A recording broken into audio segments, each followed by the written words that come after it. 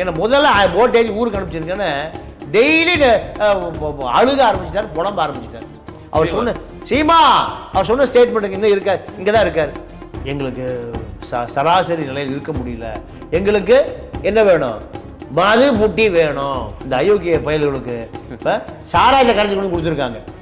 சீமானும் மூக்கு முட்டை குடிச்சிருக்காரு, மின்னல் முருகன் சொல்ல நானும் குடிச்சேங்கிறார். இப்படி ஒருப்பட்ட குடிகாரனை பிரபார எப்படி கூட்டு போட்டோ எடுத்திருப்பாரு. மணி என்னன்னு சொன்ன காரணத்துக்காக ஒரு படத்தை எடுத்திருப்பாருன்னு நான் நினைச்சேன். இந்த குடிகாரனை அவர் சந்திக்கவே இல்லை. ஏன்னா படம் எடுத்து கொடுத்த முருகனையே அவர் சந்திக்கல. இந்த குடிகார பார்ட்டியை எங்க போய் குடிக்கிறாரு, அங்க இருந்து ஒரு பொண்ணுக்கு லவ் லெட்டர் கொடுக்கிறாரு, அங்க இருக்கிற பொண்ணுக்கு லவ் லெட்டர் கொடுக்கிறாரு. அவ்வளவு கேவலமான நபர், அசிங்க பிடிச்ச நபர். இந்த மோசமான நபரை தலைவர் சந்தித்திருப்பதற்கு வாய்ப்பே. இவங்க இப்போ கணக்கெடுத்தா தேன்மொழி, விஜயலட்சுமி பல விழிகள் வந்துட்டே இருக்கு. அப்போ இவ்வளவு அசிங்கம் பிடித்த நபர் தமிழ் தேசியத்தை வியாபாரம் செய்யக்கூடாது என்பதற்காகத்தான் நான் ஈரோடு கிழக்கில் களம் அமைக்கிறேன். என்னுடைய கருத்தோடு ஒத்த கருத்தோடு அத்தனை பேருக்குமான களம் தான் ஈரோடு கிழக்கு. நீங்க தேன்மொழிக்கு எப்படிங்க பிரான்ஸ்ல 100 கோடி ரூபாய் அசட் போய் சேர்ந்தது ஒரு அகதியா போன ஒரு பெண்ணுக்கு? அவ இங்க கூட சீமானோட ஒரு வருஷம் குடும்பம் நடத்தியிருக்கா. அப்ப சீமானுக்கு என்னுடைய கணக்குப்படி 1000 கோடி ரூபாய் இருக்குன்னு நான் சொன்னேன். 2000 கோடி இருக்கு. அந்த கள்ளக்காதலி தேன்மொழிக்கு 100 கோடி போயிருக்க. அந்நிய செலாவணி மோசடி வழக்கு கோப்பு ஒன்று பிஜேபி கிட்ட மாட்டிச்சு, அண்ணாமலை கிட்ட மாட்டிச்சு. இதை காட்டித்தான் பெரியாரை இதை விட கேவலப்படுத்த முடியாத அளவுக்கு கேவலப்படுத்தியதனுடைய விளைவுதான் அந்த வழக்கிலிருந்து சீமான் காப்பாற்றப்படுகிறார். நான் நம்புறேன். சீமானுக்கு பணம் கொடுக்கிற வேலுமணியே பெரியார போட்ட அந்த வேலுமணியுடைய வளர்ப்பை. சீமானுக்கு வேலுமணி தான் பணம் கொடுக்குறான், உலகம் பூரா தெரியுது. எப்பவுமே வேலுமணி தான் பைனான்சியல். வேலுமணி தொகுதியில் போய் ஒரு விஷயம் நாம் தமிழ் வேட்பாளர் போட சொல்லுங்களேன் பாப்போம். நான் பகிரங்கமா எச்சரிக்கை கொடுக்குறேன், போட சொல்லுங்களேன் பாப்போம். அவர் தான் 234 தொகுதியிலும் வேட்பாளரை நிறுத்துறாரு. போட சொல்லுங்க சார். வகாப்ல ஒரு பாய கொண்டு போடுவார், பல இடங்களில் சொல்லியிருக்கேன்.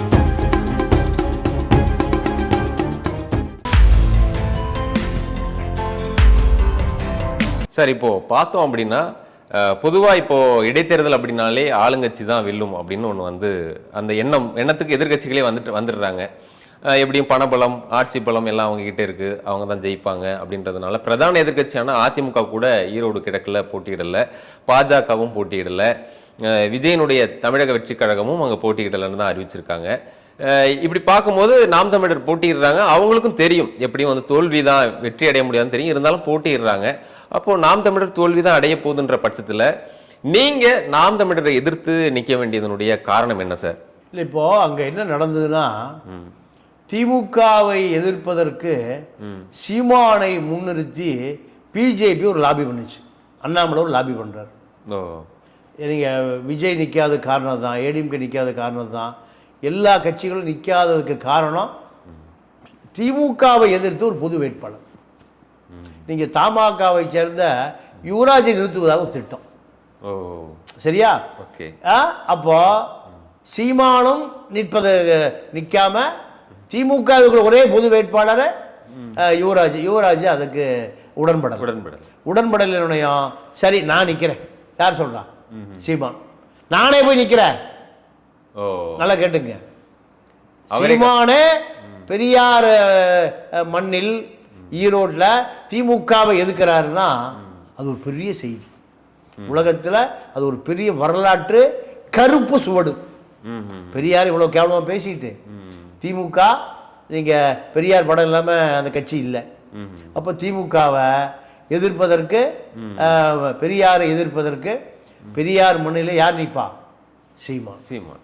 இதுதான் திட்டம். இந்த திட்டத்தை முறியடிப்பதற்காகத்தான் நீங்க அவங்க கட்சிகளுக்கு பெரியார் பத்தி எந்த அக்கறையும் இல்லை. மற்ற கட்சிகளுக்கு பெரியாரை பத்தி, பெரியாருக்கு ஏன்னா ஓட்டு இல்லை, பெரியாருக்கு வாக்கு வங்கி இல்லை. இப்போ வாக்கு வங்கி பூரா காந்திக்கு தான். காந்தி தான் இப்போ வேணும், பெரியார் தேவையில்லை. அப்போ பெரியாரை பேசுகிற திமுகவே அதை பற்றி அச்சப்படலை. ஒரு முறை அண்ணா வந்து ஒரு சிஐஏ ஏஜென்ட்னு நீங்கள் எலெக்ஷன் கமிஷன் சேஷன் சொன்னார் ஒருக்கா. திமுக எந்த ரியாக்ஷனும் இல்லை. எந்த கலைஞர் கூட அதுக்கு எதுவும் வரலாற்று தப்புங்க அது. இப்போ இதே நிலைமை தான் இப்போ என்ன சொல்றாரு சீமான்னா, பெரியாருடைய சிலை திரிபுராவையில் லெனின் சிலை உடைக்கப்பட்டதை போல நாங்கள் ஆட்சிக்கு வந்தால் தகர்க்கப்படுங்கிறார். அதுக்கு பின்னாடி ஒரு செய்தி என்ன தெரியுமா? அண்ணா சிலையும் உடைக்கப்படும், அண்ணா சிலையும் உடைக்கப்படும், கருணாநிதியுடைய சமாதி தோண்டப்படும். இதுதான் அதுக்கு பின்னாடி செய்தி. திராவிட இயக்கத்தை அழிக்கணுங்கிறாரு. இப்படி இதுக்கு பின்னாடி உள்ள ரகசியம் அதுதான். இன்பவனம் காட்சி ஓப்பனா சொல்லிட்டாரு. பெரியார் சிலையோடு உடைப்பதோடு எங்களுடைய வேலை முடிந்து விடாதுங்கிறாரு. அப்ப என்ன அடுத்த வேலை என்ன இருக்குன்னு என்ன அர்த்தம்? அண்ணாவு கருணாநிதி இருக்கியா பேனா உடைப்பையா சொன்னாரா? பேனா உடைப்பேன், சமாதியை தோண்டுவேன். அடுத்த பின்னாடி இருக்கிற செய்தி இதுதான். அப்போ இதை கேட்டுக்கொண்டு நம்மளால இத்தனை ஆண்டு காலம் பெரியாரை ஏற்றுக்கொண்டு ஈழப் போராட்டத்தை தூக்கி சுமந்த அத்தனை பேர் இந்த பெரியார் தொண்டன் தான். சர்வதேச நாடுகளை எதிர்த்து நீங்கள் தேசிய தலைவர் நம்ம போராடியதற்கு பின்னாடி தமிழ்நாட்டிலிருந்து அத்தனை உதவிகளும் யார் செஞ்சா? திமுக காரன் செஞ்சானா? அதிமுக செஞ்சானா? கம்யூனிஸ்ட் செஞ்சானா?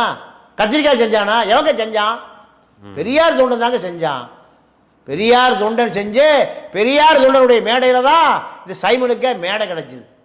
பெரியார் தொண்டங்கிற ஒரே காரணத்தினால தான் தேசிய தலைவன் எங்க கடலுக்கு அந்த பக்கம் கூட்டிட்டு போனார். அதிமுக கூட்டிட்டு போயிருப்பாரா? கம்யூனிஸ்ட், சிபிஐ, சிபிஎம், இல்லை காங்கிரஸ், தமாக, பாமக எந்த கட்சியும் அவனை கூட்டிட்டு போயிருக்க மாட்டான். நீ உனக்கு என்ன அடையாளம்? கருப்பு சட்டை. கருப்பு சட்டை போட்ட ஒரே காரணத்தினால தான் உலகமே நீங்க கண்டுபிடிக்க முடியாத அந்த தலைவன் உன்னை வாயான்னு கூப்பிட்டான். அப்ப உனக்கு என்ன அடையாளம்? பெரியார் சொன்ன கருப்பு சட்டை தானே உனக்கு அடையாளம்.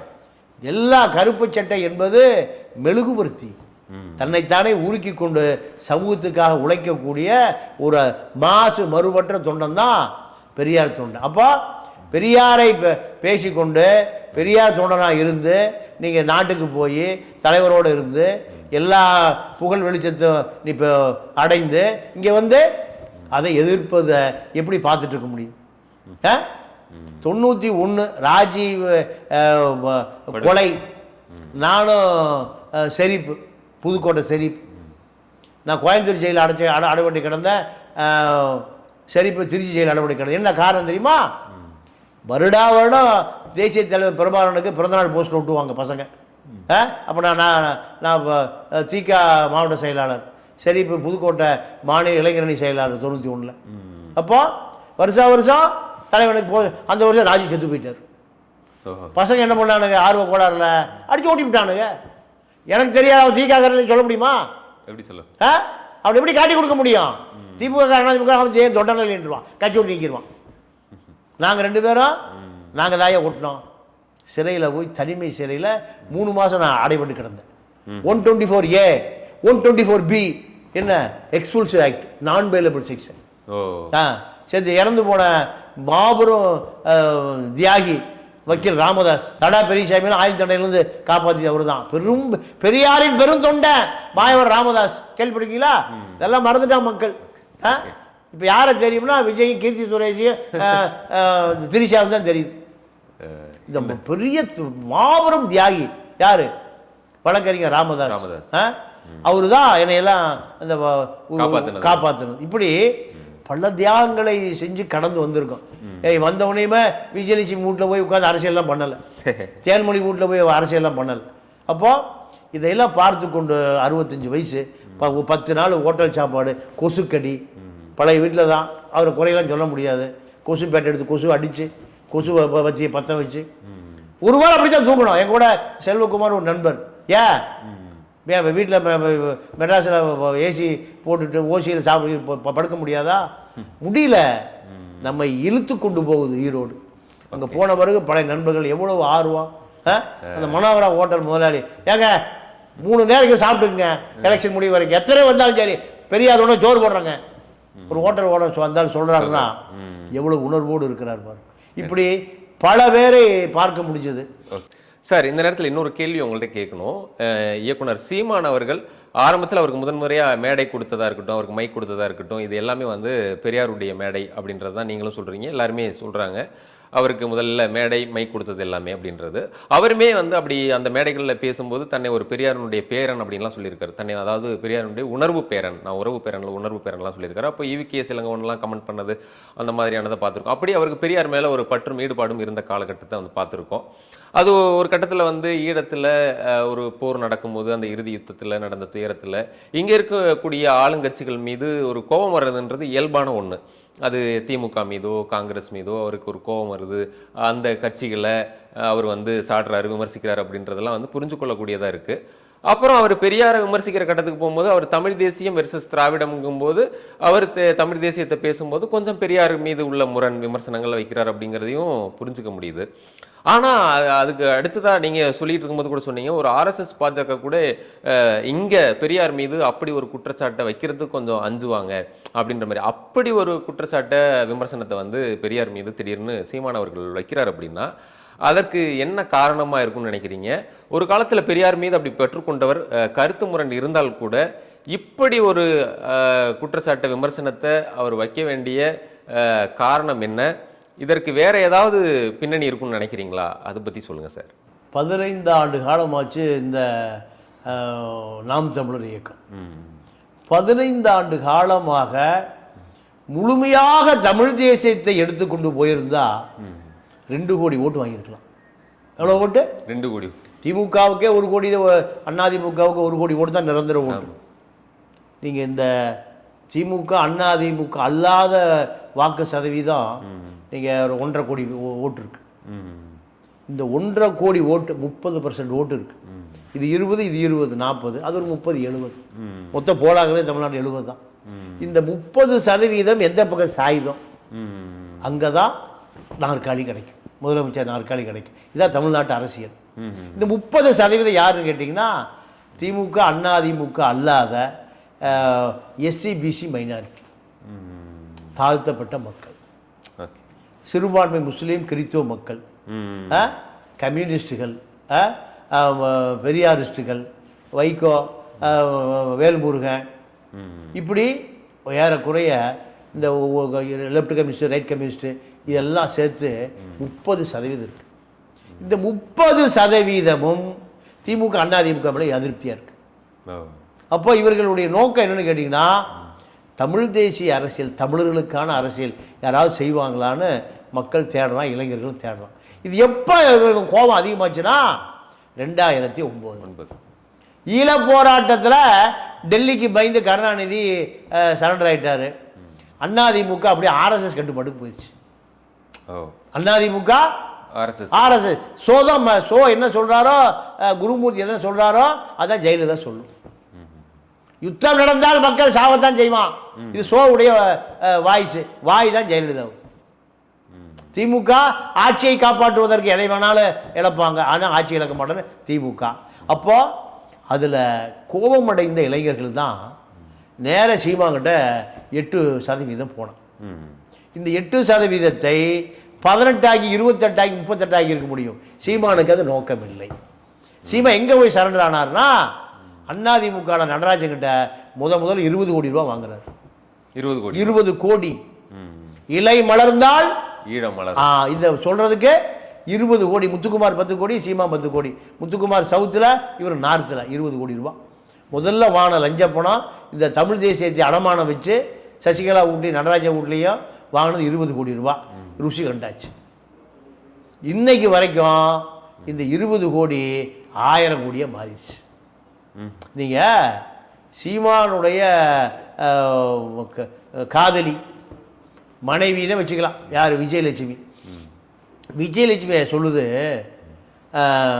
தேன்மொழி வந்த பிறகு என்ன கைவிட்டாரு, தேன்மொழியோடு குடும்பத்தை ஆரம்பிச்சா அந்த மாதிரி வீடியோவில் சொல்லுதா, கேட்டீங்களா?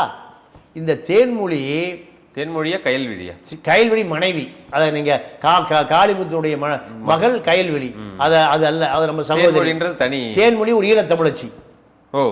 நீங்கள் விஜயலட்சுமி வீடியோவில் பார்த்தீங்களா? தேன்மொழி அடிக்கடி சொல்லும். பல மொழிகள் அங்கே இருக்கு, நம்ம அதை கண்டுபிடிக்க முடியாது. அதுக்கு ஆராய்ச்சி பண்ணவும் வேண்டாம். அந்த புற ஆராய்ச்சி அது அண்ணன் இவர் பண்ணிக்கிட்டோம், நம்ம பயில்வானம் பண்ணிக்கிட்டோம், நமக்கு அது வேண்டாம். அவர் அப்போ இந்த தேன்மொழி இன்னைக்கு ஒரு 100 கோடி ரூபாய் சொத்து எப்படி வந்ததுன்னு மட்டும் தம்பிகள் விசாரிக்கட்டும்.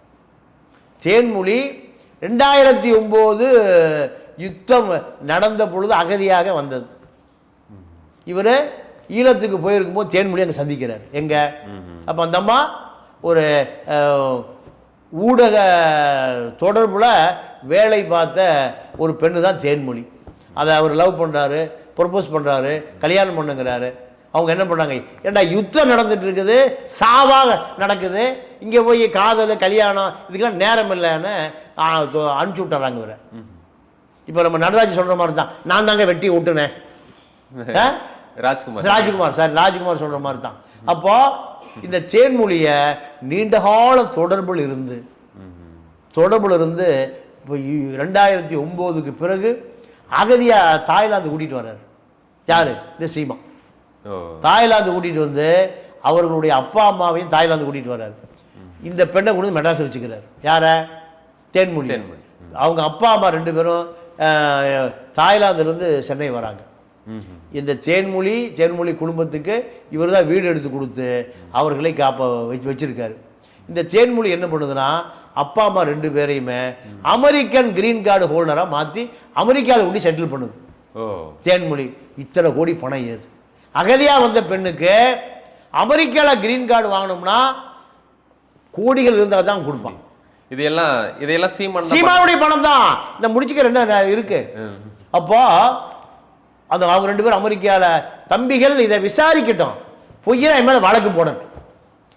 பிரான்ஸில் எங்கே கடை இருக்குது, எத்தனை டிபார்ட்மெண்ட் ஸ்டோர் இருக்குது, தேன்மொழிக்கு எத்தனை வீடு இருக்குது, எல்லாம் புள்ளி வருமா நான் சொல்கிறேன். அப்போ அவங்க 2 பேரும் அமெரிக்கன் சிட்டிசன் ஆக்கிட்டார் சீமா. தேன்மொழியை இங்கேயே வச்சு குடும்பம் நடத்துறாரு. அடிக்கடி சொல்கிற விஜயலட்சுமி சொல்கிற தேன்மொழி தான் சொல்கிறேன். அதன் பிறகு அதை கொண்டு பிரான்ஸில் செட்டில் பண்ணுறாரு. பிரான்ஸில் செட்டில் பண்ணி இப்போ அந்த பொண்ணு இசட் டிபார்ட்மெண்ட் ஸ்டோர்னு 10 பிரான்ச் வச்சிருக்கு. எங்க? பிரான்ஸ் தலைநகர் பாரிஸில். கடை போட்டா வேணுமா? கடை எங்க இருக்கு, வீதி வரைக்கும் வேணுமா, எங்கிட்ட தொடர்பு கொடுங்க சொல்றேன். அப்போ 10 டிபார்ட்மெண்ட் ஸ்டோரு பிரான்ஸ் தலைநகர் பாரிஸில் விற்கிறதுக்கு எத்தனை கோடி ரூபாய் வேணும் நீங்களே முடிவு பண்ணிக்க. அப்போ சொந்தமா 2 வீடு இருக்கு. அது எல்லாம் யாருடைய பணம்? சீமானுடைய பணம் தான். இந்த அந்த பொண்ணுக்கு மோகன் என்பவர் தான் இப்போ மேனேஜராக இருக்கார். அவன் அந்த தேன்மொழிக்கு சைமனுடைய காதலியோ மனைவியோ ஏதோ ஒன்று XRY அந்த அம்மாவுக்கு மோகன் ஒருத்தன். இன்றைக்கே ஒரு 100 கோடி ரூபாய் அசட்டில் பிரான்ஸில் மிக பிரபலமாக வாழ்ந்து கொண்டு இருக்கிறார்கள் இந்த தம்பிகள் கொடுக்குற திரள் நிதி. அப்போ இப்படியான நபரை அம்பலப்படுத்துவது தான் மீறி மிஞ்சி இருக்கிற பெரியாருடைய அக்மார் தொண்டர்களுக்கான வேலை. அதைத்தான் நான் கோவை ராமகிருஷ்ணன், குளத்தூர் மணி, ஆரிச்சாமி, அண்ணா ரத்னசாமி, இத்தனை பேரோட எம்ஜிஆர் உடைய பக்தன் NMS மணி, இப்படி பல பேர் எனக்கு என்னுடைய செயலுக்கு ஆதரவு கொடுப்பதற்காக. நீங்கள் ஹோட்டல் மனோகரா சாப்பிட்டுங்க, பெரியார் தொண்டை எத்தனை கருப்பு சட்டை போட்டு வேணா வந்தால் சாப்பிட்டு போ. அப்போ இதுதான் பெரியாருடைய சொத்து, பெரியார் சேர்த்து வைத்த சொத்து. அப்போ இந்த சீமானை எதிர்த்து நேரடியாக களத்தில் குதிப்பதற்கு நம்ம சகோதரி வீரலட்சுமி நீங்கள் நேரடியாக பல ஆதாரங்களோடு களத்தில் வரப்போவதாக.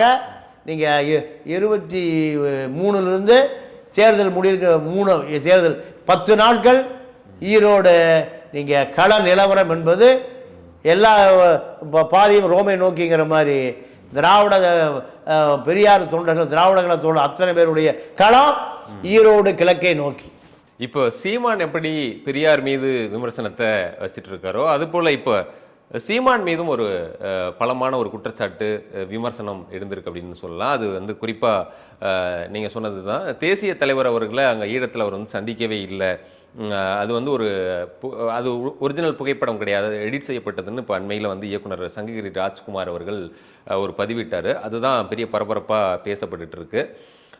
அந்த பதிவுக்கு பிறகு நிறைய பேர் அந்த புகைப்படத்தை பார்த்து அது ஃபேக் தான் அப்படின்னு நம்பவும் ஆரம்பிச்சிருக்காங்க. அது ஒரு சூழல் போயிட்டுருக்கு.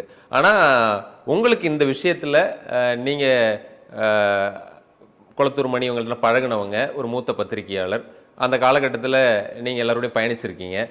அதனுடைய அந்த புகைப்படம் குறித்தும் உண்மையிலேயே சீமான் அவர்கள் அப்போது பிரபாகரன் அவர்களை சந்திச்சாரா இல்லையா, அந்த புகைப்படத்தினுடைய உண்மைத்தன்மை என்ன அப்படின்றத நீங்களே கொஞ்சம் சொன்னீங்கன்னா நல்லாயிருக்கும்.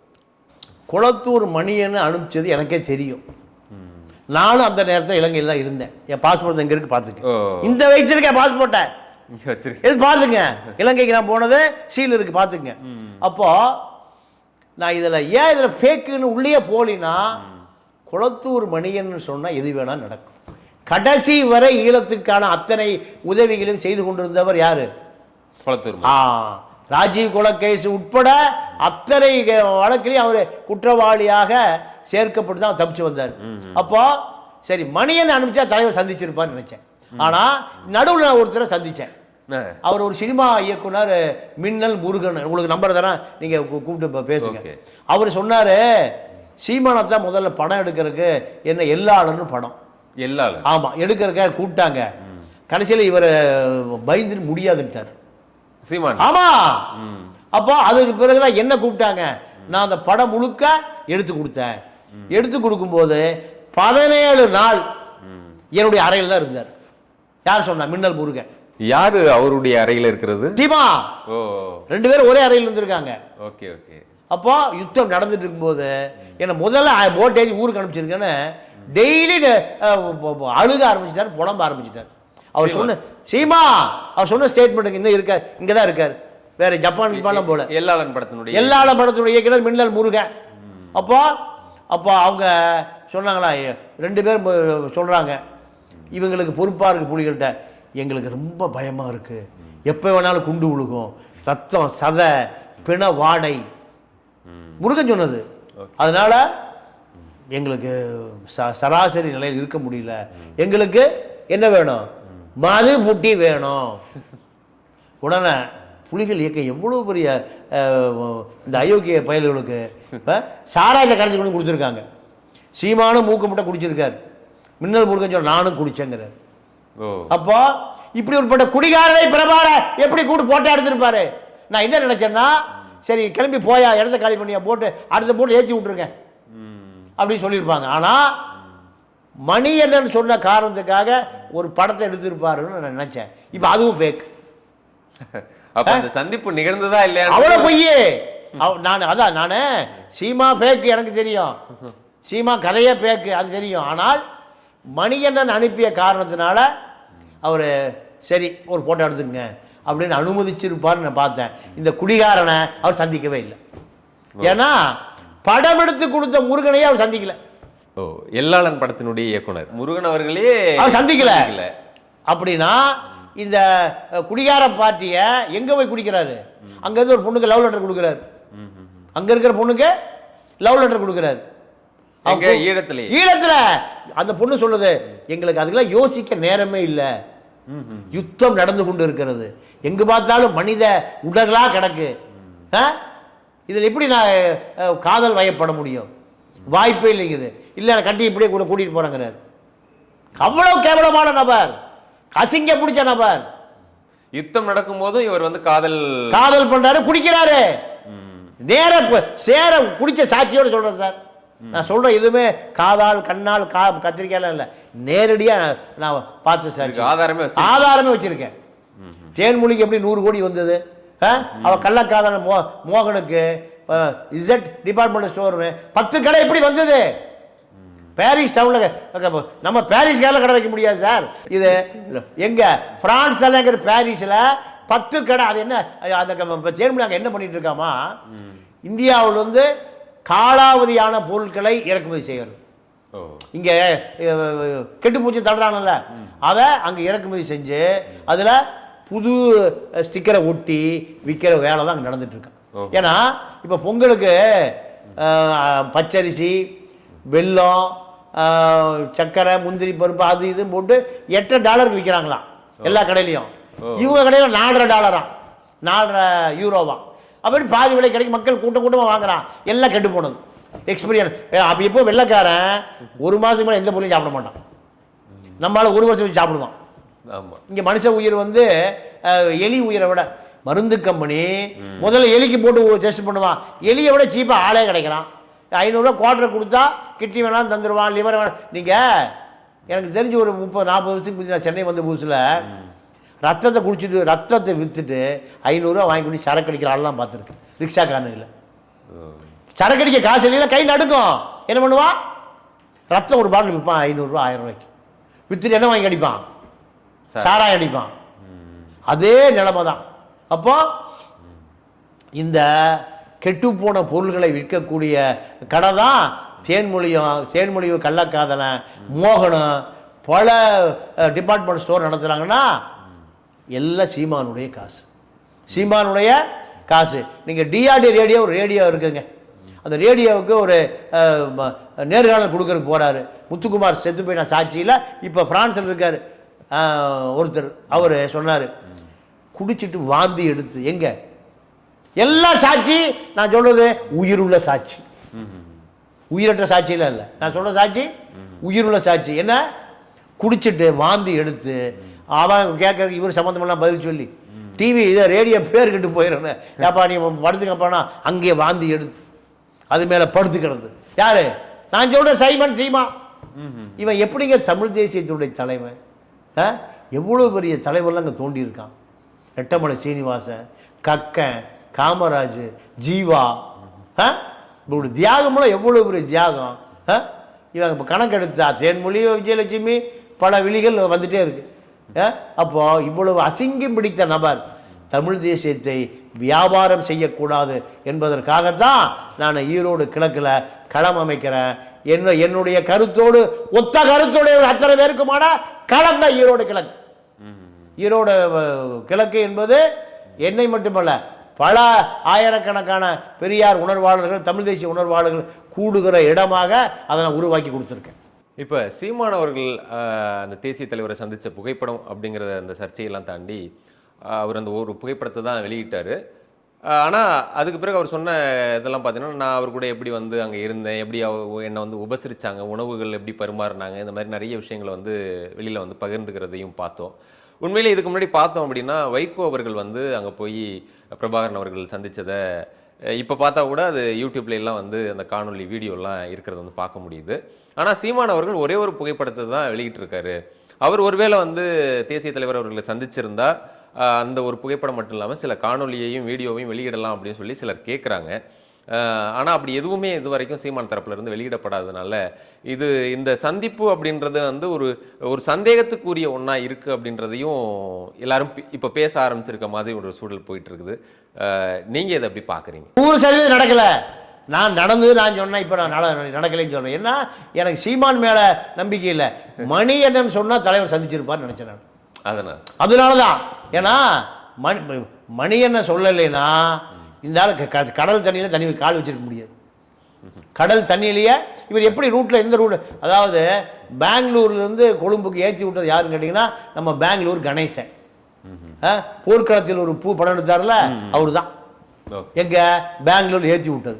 கொழும்புல போய் இறங்கின பிறகு நீங்கள் புலிகள் கொண்டு வந்து அவரை கொழும்புல இருந்து முல்லைத்தீவுக்கு போட்டில் கொண்டு போகிறாங்க. போட்டில் கொண்டு போய் போட்டில் விஸ்வமுடு வழியாக நீங்கள் முல்லைத்தீவுக்கு தலைவரை போக சந்திச்சு விடுறாங்க. அப்போ அதே இடத்துல படம் எடுத்துட்டு இருந்தால் யார்? நம்ம மின்னல் முருகன் படம் எடுத்துட்டு இருந்தார். பார்ப்போம் அவருடைய அறையில் தான் தங்கினார். போன உடனே லவ் லெட்ரு சரக்கு அடிக்கிறது நம்ம ஊர் அரசியல் பண்ண உடனே சனி முடிச்சு தொலைச்சி விட்றாரு. முதல்ல 17 நாளும் சாராயத்திலே இருந்திருக்காருங்க மின்னல் முருகன் சாட்சி. அப்போ இந்த மோசமான நபரை தலைவர் சந்தித்திருப்பதற்கு வாய்ப்பே இல்லை. 100% வாய்ப்பே இல்லை. குளத்தூர் மணி என்ன வந்து இது வாய் திறந்துருக்கணும், அவர் வாயே திறக்கல. அவர் மீது ஒரு குற்றச்சாட்டு இருக்கு. அவரு சீமானுடைய கல்யாணத்துக்கு போகல, கல்யாணம் முடிஞ்சவரு வீட்டுக்கு போயிட்டு வந்தார் குற்றச்சாட்டு யாரும் சொல்றாங்க. அது அவர் தான் பதில் சொல்லணும். கொளத்தூர் மணி அவர்கள் சீமான் அவர்களுடைய திருமணத்திற்கு செல்லாமல் பிறகு அவர் வீட்டுக்கு போய் மணமக்களை பார்த்ததா அது அவர் தான் அதை தெளிவுபடுத்தணும். அப்போ சீமானுடைய தயவு உங்களுக்கு தேவையான என்கிட்ட நிறைய பேர் கேட்குறாங்க. ஏன்னா நான் அவரை பார்த்து கேட்க முடியும். அதாவது இதுல எல்லாருடைய கேள்வியா இருக்கிறது என்ன அப்படின்னா, சீமான் அவர்கள் ஒரு பொய்யை வந்து சொல்லிடுறாரு. ஒரு போலியான ஒரு புகைப்படத்தை வெளியிட்டு ஒரு சந்திப்பு, நடக்காத ஒரு சந்திப்பு வந்து நடந்த மாதிரி அவர் வந்து பேசிட்டு இருக்காருன்னு வச்சுக்கிடுங்க. ஒரு பொய்யை எவ்வளவு காலம் மெயின்டைன் பண்ண முடியும்? கிட்டத்தட்ட இந்த இது வந்து ஒரு 17-18 ஆண்டு காலமா சொல்லிட்டு இருக்காரு அப்படின்னா, அது சாத்தியமா? ஒரு பொய்யை அப்படி வந்து ஒருத்தர் சொல்ல முடியுமா அப்படின்ற ஒரு கேள்வியும் இருக்கு. இன்னொன்னு, அப்படி ஒருவேளை அது பொய்யா இருக்குதுன்னு வச்சுக்கிடுங்களேன், சீமான் அவர்களே பொய் சொல்லிட்டாரு, அது நடந்துருச்சு, ஒரு போலியான புகைப்படத்தை வெளியிட்டார் அப்படின்னே வச்சுப்போம். ஆனா இவ்வளவு காலம் அதுக்கு உடந்தையா இருந்தாங்க இல்லையா, அது வந்து குளத்தூர் மணி போன்றவங்களா இருக்கட்டும். இப்ப சங்ககிரி ராஜ்குமார் அந்த படத்தை எடிட் பண்ணன்னு சொன்னவரே வந்து இவ்வளவு ஆண்டுகள் கழிச்சு தான் மௌனத்தை கழிச்சு அதை நான் சொல்றேன் அப்படின்றத சொல்றாரு. அப்போ இவங்க எல்லாமே மௌனமா இருந்தாங்க இல்லையா, இது வந்து பொய், அந்த பொய்யை தான் வந்து சீமான் வந்து பேசிட்டு இருக்காருன்னு தெரிஞ்சே அந்த பொய்யுக்கு உடந்தையா இருக்காங்க அப்படின்னா இவங்களும் ஒரு குற்றவாளிகள் தானே அப்படிங்கிற விமர்சனமும் வருது. ஒருவேளை இல்லை, சீமான் அவர்கள் வந்து ஈழத்துல இறுதி யுத்தம் முடிஞ்ச பிறகு அவருக்கு எப்படி வந்து திமுக மீது காங்கிரஸ் மீது கோபம் இருந்து 2 கட்சிகளையும் பயங்கரமா வந்து தேர்தல் களத்திலையும் சரி அரசியல் களத்திலையும் வந்து எதிர்த்து பேசினாரோ, அது போல இப்போது அவர் வந்து சித்தாந்த ரீதியா தமிழ் தேசியம் வெர்சஸ் திராவிடம்னு போகும்போது பெரியார் அவர்கள் மீதும் அவர் வந்து விமர்சனத்தை காட்டமா வைக்கிற போது அது அவதூறா கூட இருக்கலாம். அப்படி அவர் ஒன்று பேசுறாரு அப்படிங்கிறதுக்காக அவருடைய இமேஜை காலி பண்றதுக்காக திட்டமிட்டு இது போலியான ஒரு பரப்புரையை வந்து செய்யறாங்க அப்படின்ற மாதிரி ஒரு பேச்சு போகுது இல்லையா, இதுக்கு உங்களுடைய பதில் என்ன சார்? சீமாவுக்கு இமேஜே இல்லை. சீமா ஒரு பெரிய பிரம்மாண்டமான ஒரு கட்டமைப்பு இல்லை அவர் மேல. ஓகே, அவர் கூட இருந்தோட கிளம்பி போயிட்டு இருக்கான். வெளியில ஆளெல்லாம் இல்லை, கூட இருந்த வெற்றிக்குமர, பிரபாகர, பிரகலாத பல பேர் கிளம்பி போயிட்டே இருக்காங்க. இந்த ராஜீவ் காந்தி, இவர் கல்யாண சுந்தரம், அத்தனை பேர் குற்றச்சாட்டு வச்சு தானே போறாங்க. அப்ப என்ன காரணம்னா இவர் மீது ஒரு நம்பிக்கை தன்மை இல்லை. பேசுவது ஒன்று, செயல் ஒன்று. நீங்க தேர்மொழிக்கு எப்படிங்க பிரான்ஸில் 100 கோடி ரூபாய் அசட் போய் சேர்ந்தது ஒரு அகதியா போன ஒரு பெண்ணுக்கு? அவ இங்க கூட சீமானோட 1 வருஷம் குடும்பம் நடத்தியிருக்கா. குடும்பம் நடத்திய காலத்தில் 100 கோடி ரூபாய் அவளால் நீங்கள் சீமானிடமிருந்து சேகரிக்க முடிஞ்சதுன்னா, அப்போ சீமானுக்கு என்னுடைய கணக்குப்படி 1000 கோடி ரூபா இருக்குன்னு நான் சொன்னேன். 2000 கோடி இருக்கு. அந்த கள்ளக்காதலி தேன்மொழிக்க 100 கோடி போயிருக்க. ஈழத்தமிழர்கள் கொடுத்த அந்த பணத்தை உண்டியலில் கொடுத்துருக்கான். அவன் பூரா எல்லாம் உண்டியல் தான் கொடுப்பான். இந்த பணம் 20 கோடியோ 10 கோடியோ அந்நிய செலாவணி மோசடி வழக்கு கோப்பு ஒன்று பிஜேபி கிட்ட மாட்டிச்சு, அண்ணாமலை கிட்ட மாட்டிச்சு. இதை காட்டித்தான் பெரியாரை இதை விட கேவலப்படுத்த முடியாத அளவுக்கு கேவலப்படுத்தியதனுடைய விளைவுதான் அந்த வழக்கிலிருந்து சீமான் காப்பாற்றப்படுகிறார் நான் நம்புறேன். அப்ப சீமான் வந்து பாஜகவினால் மிரட்டப்படுகிறாரா? அந்நிய செலாவணி மோசடி வழக்குல சீமானுடைய குடிமி மாட்டிச்சு. அப்போ பிஜேபி எதை சொல்லுகிறதோ அதை அப்படியே சொன்னாதான் தப்பிக்க முடியும். இல்லைன்னா கட்சியும் ஜெயிலுக்கு போயிடும், இவரும் ஜெயிலுக்கு போயிடுவார். வெளியே வரக்கு 8 வருஷம் ஆகும். 8 வருஷம் வெளியே வந்து பார்த்தா ஒரு தேன்மொழியும் இருக்காது, ஒரு விழிகளும் இருக்காது, ஒரு விஜயலட்சுமியும் இருக்காது. அப்போ சரி, இந்த திராவிட இயக்க ஆட்சியாளர்கள் சரண்டர் ஆனது இந்த ஸ்டைல் தான். திராவிட இயக்க ஆட்சியாளர்களை அந்த வழியில சீமான் அவர்கள் சரண்டர் ஆயிட்டாரு. இதுதான் இறுதி சுற்றுல இதுதான் நடந்திருக்கு. இப்ப அண்ணாமலைக்கு அடிமை, அண்ணாமலைக்கு அவர் அடிமை. ஓகே சார், அதாவது ரஜினி அவர்கள் வந்து கட்சி ஆரம்பிக்க போறேன், அரசியலுக்கு வர போறேன்னு சொன்னதுமே வந்து சீமான் அவர்கள் வந்து ரஜினியை ரொம்ப கடுமையாவே எதிர்த்து பேசிட்டு இருந்தாரு. இப்போ அண்மையில சில மாதங்களுக்கு முன்பு போயிட்டு ரஜினிகாந்த் அவர்களை சந்திச்சுட்டு வந்தாரு. அது வரைக்கும் ரஜினிகாந்த் அவர்களை அவ்வளவு விமர்சிச்சு பேசினவர் வந்து சங்கி அப்படின்ற சொல்லுக்கு ஒரு விளக்கத்தை கூட கொடுத்தாரு. அது மாதிரி வந்து சொல்லி ஒரு ஆதரவு நிலைப்பாடை கொடுத்தது வந்து பார்க்க முடிஞ்சது. அதுக்கு பிறகு பார்த்தோம் அப்படின்னா இப்போ அவர் பெரியாரை பத்தி பேசும்போது துக்ளக் குருமூர்த்தி அவர்கள் வந்து அதை வந்து ஆதரிக்கிறார். ஆமா, பாராட்டுறாரு. அண்ணாமலை அவர்கள் கூட அந்த கருத்துக்கு வந்து ஆதரவு தெரிவிக்கிறாங்க. இதெல்லாம் சேர்த்து வச்சு பார்க்கும்போது எல்லாம் கூட்டி கழிச்சு பார்த்தா சீமான் அவர்களை வந்து பாஜக தான் இயக்குறதா சந்தேகிக்கப்படுறது வந்து ஒரு சிலர் வந்து அந்த யூகத்துக்கு வராங்க. அது மிரட்டதான் மாட்டிட்டாருங்க. ஒரு 20 கோடி ரூபாய் அந்நிய செலாவணி மோசடி, வெளிநாடு பணம் வந்தது, அதுல எல்லா கோப்பும் தூக்கிட்டான். தூக்கின பிறகு ஜெயிலுக்கு போறியா பிஜேபிக்கு போறியா, ரெண்டும் ஒண்ணுதான். ஓகே, உதாரணத்துக்கு பாண்டிச்சேரி கவர்மெண்ட் அப்படி தான் மாறிச்சு. காங்கிரஸ் கவர்மெண்ட்டை கவுத்துட்டு ஜான் குமார்னு ஒரு கள்ளலாட்டரி வியாபாரி 40 கோடி ரூபா மேலே வழக்கு இருக்குது. பிஜேபிக்கு போகிறேன், ஜெயிலுக்கு போகிறேன், ரெண்டும் ஒன்று தான். ஆனால் பிஜேபிக்கு போயிடும். ஓகே, இப்படி தான் செய்மானம். ஸோ அப்போ நீங்கள் மடியில் கனலினா துண்டை வரி தோல் ஓட்டு போயிட்டே இருக்கலாம். அப்படி இல்லை. நீங்கள் 25 கோடி ரூபா பண்ணை வீடு ஈசிஆரில், 6 வெளிநாட்டு கார், 15 பேர் வீட்டு வேலையாள், 25 கோடி ரூபா அந்த பண்ணை வீட்டை பராமரிக்கிறதுக்கு 15 பேர் வேணும். இதெல்லாம் உனக்கு ஏது காசு? ஆனா அவர் வந்து அது வாடகை வீடுன்னு தான் சொல்றாரு. அதான் வாடகை வீடு கூட கிடைக்கலன்னு சொல்றாரு. ஆமா, ரேஷன் அரிசி தான் வாங்கி சாப்பிட்டுட்டு இருக்கிறேன், ரேஷன் கடையில் தான் போய் கியூ நின்று அரிசி வாங்கி சாப்பிட்டுட்டு இருக்கிறேன் தான் சொல்றாரு. அப்போ உனக்கு இத்தனை வசதி, கொடைக்கானல்ல உனக்கு சொத்தே இல்லையா? பொண்டாடி சொத்தா இல்லை ஓன் சொத்தா? காளிமுத்து எங்களுக்கு தெரியாத காளிமுத்துக்கு பஸ்ஸில் போயிட்டு இருந்தாலும் நான் பார்த்துருக்கேன். திமுக திமுக வருவார், அவர் போகாத கட்சியே இல்லை. பலமுறை ஜான் மாதிரி முஸ்லீம்களுக்கு தான் போல. ராபின் பெயின் கேஸில் காளிமுத்துக்கு எம்ஜிஆரை போய் குற்றவாளி பார்த்தார். ஒரு லாரி புக்கை வச்சு 100 பேங்கில் வாங்கிக்குவார் காளிமுத்து. ராபின் பெயின் கேஸில் கேவலப்பட்ட மனுஷன். இவ்வளவு அதாவது நாளாந்தர் அரசியல்வாதிகள் திருடுதானா போலீஸில் மாட்டிக்குவான். இப்போ சீமான் திருடு யார் எங்கே மாட்டிக்கிட்டாரு? பொறால மாட்டிக்கிட்டார். இதுதான் அந்நிய செலாவணி மோசடி வழக்கு. கோப்பை காமிச்சு தான் குருமூர்த்தி அண்ணாமலையும் திராவிட இயக்கத்தை அடிச்சு பெரியார் பிம்பத்தை சுக்குநூறு ஆக்குனீங்கன்னா திராவிட இயக்கத்தை ஒழிச்சிடலாம். ஒரு இனத்தை அழிப்பதற்கு முன்பு வரலாற்றை அழிச்சிரு. சார், இது சாத்தியமா சார்? ஏன்னா பெரியாருடைய அடையாளத்தை சிதைக்கணும், அந்த சித்தாந்தத்தை அழிக்கணும் அப்படிங்கிறது வந்து காலகாலமாக ஒரு தரப்பினர் வந்து அந்த முயற்சிகளில் ஈடுபட்டுட்டே இருக்காங்க. அந்த முயற்சிகளில் தொடர் தோல்விகளையும் அவங்க சந்திச்சுட்டு இருக்கிறத நம்ம பார்த்துட்டு இருக்கோம். அப்படி ஒரு சூழல் இருக்கிற சூழலில் சீமானவர்களும் அந்த பெரியார்ன்ற அடையாளத்தை, பெரியாரியத்தை அழிக்கணும் அப்படின்ற ஒரு செயலில் இன்னைக்கு ஈடுபட ஆரம்பிச்சிருக்காரு. பெரியார் மேலே கடுமையான விமர்சனங்களை வைக்க தொடங்கியிருக்கிறார். அப்படிங்கும்போது அது எந்த மாதிரியான விளைவுகளை சீமானுக்கும் சரி, அவருடைய அரசியலுக்கும் சரி, அது எந்த மாதிரியான விளைவுகளை ஏற்படுத்தும் நினைக்கிறீங்க சார்? சீமானுடைய அடையாளம் நீங்கள் முற்று முழுதாக நீங்கள் அந்த பிம்பம் உடைக்கப்பட்டு விட்டது. என்னைக்கு அவரை கம்யூனிசம் அழிஞ்சு போச்சு. அதாவது தமிழ்நாட்டில் கம்யூனிசம் இல்லை, ஆனால் கம்யூனிஸ்ட் தலைவர்கள் இன்னும் உயிர் வாழ்ந்துட்டு தான் இருக்கான். ஜீவாபாய் போல ஒரு தியாகி இனிமேல் பிறக்கவே முடியாது. கேடிகே தங்கமணியை போல ஒரு தியாகி பிறக்கவே முடியாது. ஐயா நல்லகன்னு 100 ஆண்டு வாழ்கிறாரு. இப்படி ஒரு தியாகி இனிமேல் இந்த சமூகத்தில் வாழ முடியுமா? முடியாது. அப்போ கம்யூனிஸ்ட் அழிஞ்சு போச்சு. 2 சீட்டு 4 சீட்டுக்கு அறிவாலயத்தில் போய் துண்டை விரிச்சு படுத்து கிடக்கிறாங்க. ஆனால் இந்த தியாகத்தை எத்தனை ஆண்டு காலமானாலும் சரி, இவர் சங்கரையா சிபிஎம்மில் ஆங்கிலேய காலத்துலேயும் தேடி சொல்கிறான் கம்யூனிஸ்ட் ஒழிக்கின்றான்னு. அப்பா சுதந்திரம் வந்துருச்சுடா. சுதந்திரம் வந்த பிறகு நேரு என்ன பண்ணுறாரு? இவனுக்கு சுட்டு கொண்டு இருக்கிறாரு. ஆங்கிலேயர் காலத்திலையும் சுடப்பட்டு செத்து போனவன் கம்யூனிஸ்ட். ஆங்கிலேயன் அழிஞ்சு போன ஆங்கிலேய சுதந்திரம் கொடுத்துட்டு போனான்னு நேரு வந்துட்டாரு. சுதந்திரம் கிடைத்து விட்டது, ஆடுவோமே பாடுவோமே ஆனந்த சுதந்திரம் கிடைத்தது என்று பள்ளி பாடுவோமேனா அப்பவும் சொல்கிறான்.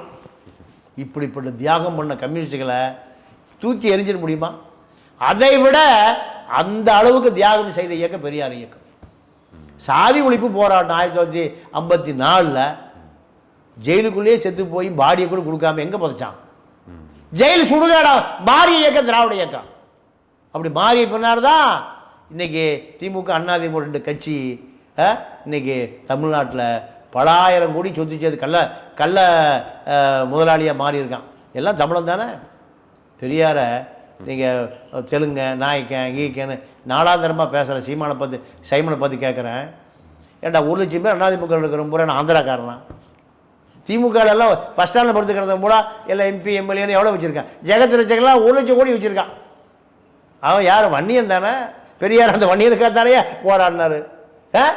தங்கமணி, வேலுமணி, வீரமணி, இப்படி பல மணிகள் வச்சுருக்கான். இவன் பூரா யார்? தமிழன் தானே. அந்த கிழவனுடைய போராட்டம், அந்த மூத்திர சட்டி தாண்டா நீங்கள் எல்லாம் அங்கிருந்தானே உருவானீங்க. இவெல்லாம் யார்? சீமானுக்கு பணம் கொடுக்குற வேலுமணியே பெரியார போட்ட அந்த ஒரு சொட்டு மூத்திரம் தான் வேலுமணியுடைய வளர்ப்பேன். அப்போ சீமானுக்கு வேலுமணி தான் பணம் கொடுக்குறான், உலகம் பூரா தெரியுது. வேலுமணி தான் இன்னும் சீமானுக்கு பணம் கொடுக்குறாருன்னு சொல்றீங்களா? எப்பவுமே வேலுமணி தான் ஃபைனான்ஸ். வேலுமணி தொகுதியில் போய் ஒரு விஷயம் நாம் தமிழ் வேட்பாளர் போட சொல்லுங்களேன் பார்ப்போம். நான் பகிரங்கமாக எச்சரிக்கை கொடுக்குறேன், போட சொல்லுங்களேன் பார்ப்போம். அவர் தான் 234 தொகுதியிலையும் வேட்பாளரை நிறுத்துறாரு. போட சொல்லுங்க சார். வகாப்புன்னு ஒரு பாயை கொண்டு போடுவார், பல இடங்களில் சொல்லியிருக்கேன். தொண்டாமுத்தூருக்கும் பாய்க்கு வகாப்புக்கு என்னங்க சம்பந்தம்? யாரை ஏமாத்துற? யோ நாங்கள்லாம் எங்கே ட்ரைனிங் எடுத்து தெரியுமா? கிழமை கண்ணாடியிலேருந்து எடுத்த ட்ரைனிங்கு. எல்லாம் நீங்கள் ஐபிக்கு தகவல் வேணுமா, சிபிஐ தகவல் எங்கிட்ட இருக்கியா, வா வாங்கிட்டு போகலாம். சீமா எல்லாத்தையும் எல்லாம் எங்கள் ஈரோடு கிழக்கில் உரிச்சு 30 தடவை போகிறோம். சீமா இனிமேல் அரசியலே பண்ண முடியாத அளவுக்கு அங்கே பெரிய பிரச்சாரம் இருக்க போகுது. பல்வேறு விஷயங்களை பகிர்ந்துக்கிட்டீங்க சார். RR தமிழ் சார்பாக மிக்க நன்றி சார். நன்றி, வணக்கம்.